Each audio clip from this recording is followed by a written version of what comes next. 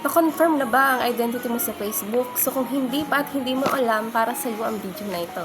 Kung gusto mo at interesado ka, tara, samahan mo ako tututuro ko sa iyo. Let's go! Punta lang po tayo sa Facebook app natin. And then sa upper right screen ng Facebook natin, tap po natin yung 3 lines. Ayan.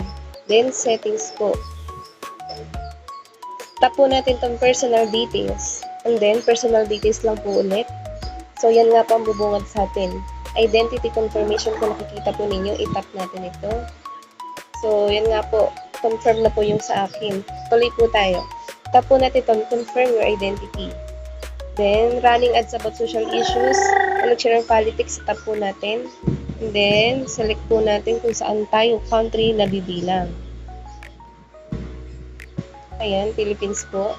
Bago nga po pala kayo pumunta dito guys, dapat po meron na kayong prepared documents, yung valid IDs po. Ang ginamit ko po dyan ay national ID.